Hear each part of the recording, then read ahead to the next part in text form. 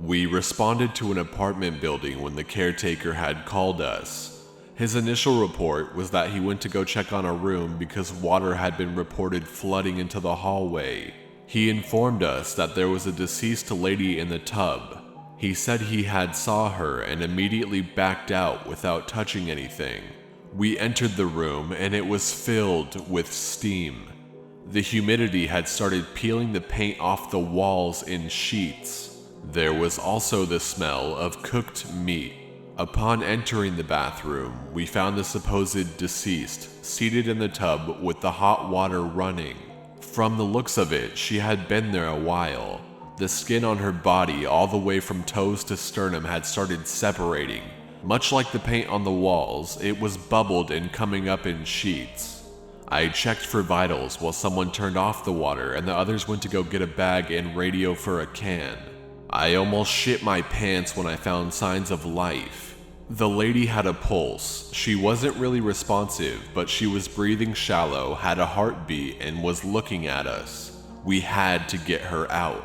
We radioed for EMS and informed them that we had a live patient with at least 80% burns. They were a few minutes out, so we started to get the patient ready for transport. I don't remember what we were doing when we noticed the water draining from the tub, but what we saw was her torso essentially degloving itself as the water receded. We immediately plugged the bathtub and continued working on her. When EMS arrived, we had to transfer her to the stretcher. That's where things got ugly. We planned on gently lifting her out of the tub and placing her on the stretcher. However, as soon as we touched her, her skin was coming off in sheets. I remember saying, "Sorry ma'am, but we have to do this," as I picked up my section and came away with almost all of the skin I contacted stuck to my arms. That was the only time she made a sound. She probably couldn't feel it due to the nerve damage, but I'm pretty sure she knew she had lost almost all of her skin from the chest down. The water was extremely hot, so we were also getting burned while doing this. We managed to get her onto the stretcher and EMS took her away. When the bathtub was drained, there was a sheet of skin stuck to the bottom. We had to scrape it off and bag it. I still can't eat certain chicken dishes because of this. We figured she was in the tub and the water got cool, so she turned it on with her toe. She must have had a stroke and could not turn it off again. Being an apartment, it had pretty much unlimited hot water, so that poor lady sat there for approximately 3 days cooking. She didn't survive. We don't get a lot of follow-up on calls, but I heard she passed away. Between a stroke and severe burns, it wasn't likely she'd make it, but we treat every patient like they have a chance. The human body is a weird and wonderful thing. Sometimes people do make it through some pretty terrible things.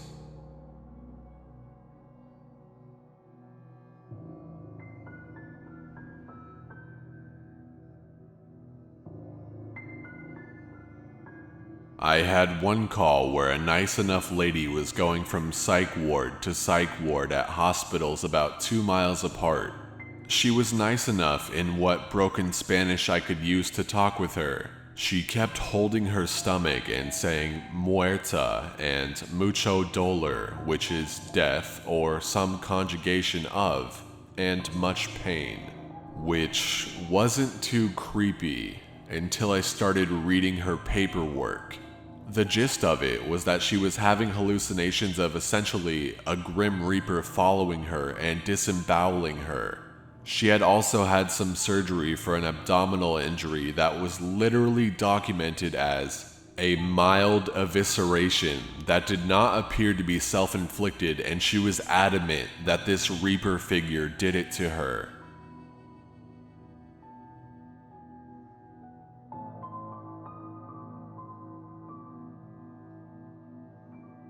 This is the most gore I have seen from a call, and it made me think a little about the irony of it. I responded to a call where a janitor was dusting or cleaning a quite large stone cross in the middle of a church. He had been up on a ladder cleaning when he slipped off the ladder and proceeded to try to hang onto the cross to keep him from falling. Unfortunately, the weight of the around 200-pound man was too much to support. The cross fell towards him, landing on his left arm, with a part of the horizontal stone of the cross pushing his muscles and tendons out of his wrist like a squeezed toothpaste tube. Then the cross fell completely on him, splattering his brain across the floor. Quite disturbing, and definitely the most horrific and gore-filled call I had ever witnessed.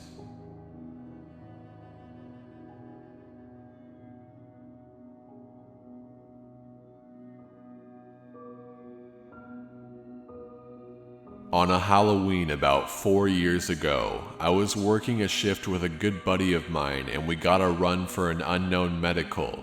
We were a couple of cocky mid-20-somethings.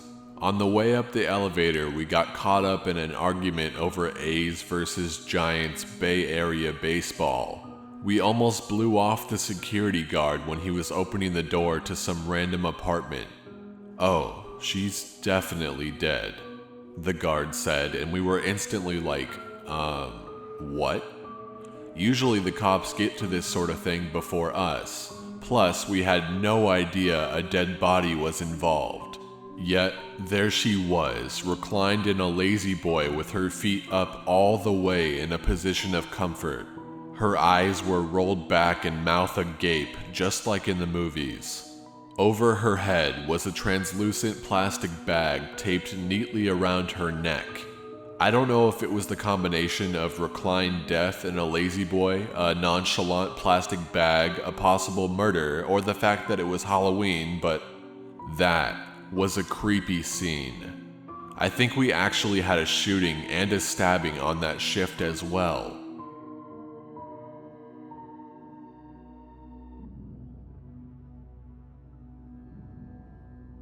In general, the creepiest calls for me are hangings. Something about a body just hanging listlessly in the dark.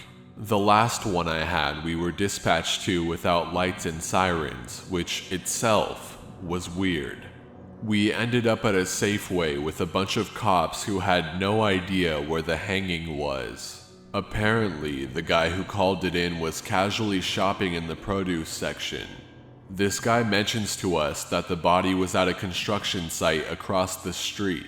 Needless to say, we told the guy to show us where now. Sure enough, there was a well-executed hanging about 5 feet off the ground. There was rope rigged over a facade and tied to cement blocks on the other side of a chain-link fence. Seeing a dead body hanging in the dead of night is one of those things that stays with you. You keep it in your back pocket so you can tell the story later when someone asks about the job.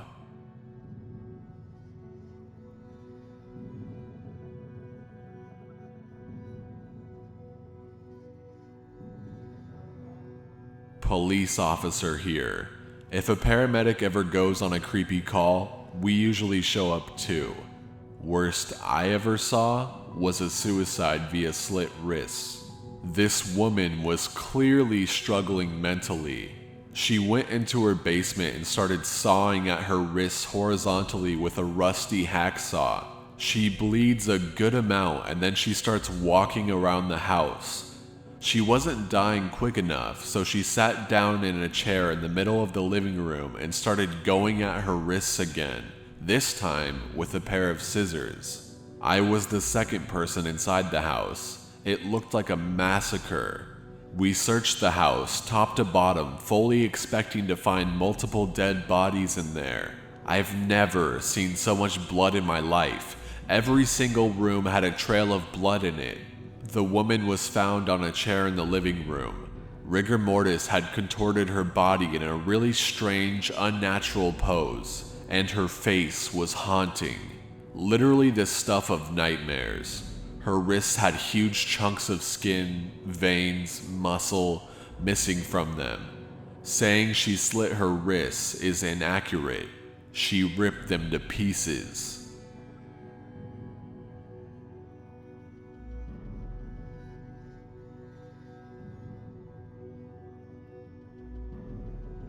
I had a call at around 9 just after I came on duty of an elderly male with a possibly high fever.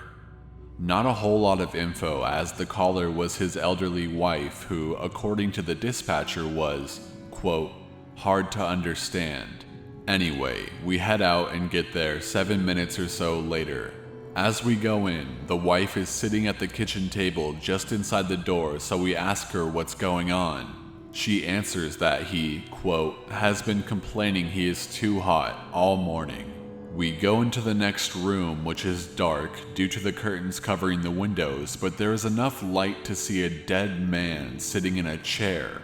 Now, mind you, he was not recently dead. I'm talking blackened face, rot, maybe rat bites around the mouth. Wasn't complaining this morning type of dead. I set down my equipment and my partner goes to turn on the light next to his chair so we can verify the obvious. As she goes to reach for the light, the dead man groans and reaches for her hand. After collectively shitting our pants, we jump into action. Come to find out, he was on oxygen and a smoker. He was complaining about being hot because he was literally burning up. What looked like signs of death on his face was scorch marks and melted plastic. And to answer the obvious question, I don't know. He was still alive when we got him to the hospital, and I never asked what happened to him after that.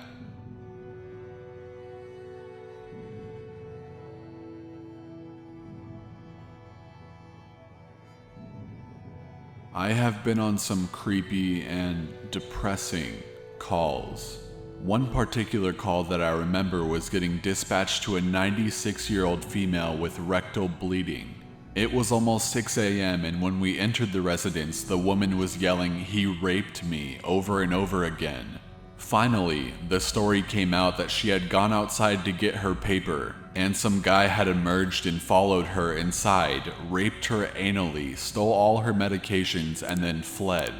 I can't give away too many details, but I certainly believed what she was saying. We were trying to convince her to go to the ER, and she was adamant that she would not go. We kept pressing her, and then she said, "My son's funeral is in 4 hours, I can't miss it." That moment really hit me hard. I never followed up with it.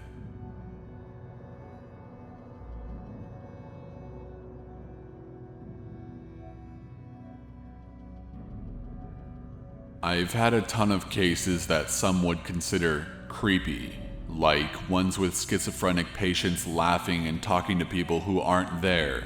Watching someone experience full-blown visual and auditory hallucinations can be pretty creepy. We did have one call where we picked up a patient who claimed they were being tracked by the US government. Of course, nursing staff and everyone involved assumed that it was just some kind of delusion run-of-the-mill psych patient case. He spent time talking about documents that he previously had access to, and how the government didn't want him to release the information to anyone. He yelled and screamed as we put him on the cot about being sane and that we were being brainwashed. As we loaded our patient into the rig, he says we'll be followed to the next facility. Jokingly, my partner asks what was going to follow us, which he replied with, "A black Lincoln town car." As we leave, almost immediately there was a black town car behind us, which stayed behind us for roughly 15 minutes transport, and only disappeared as we got within a few blocks of the new facility. We dropped the patient off, and all he had was a smug "I told you so" look on his face.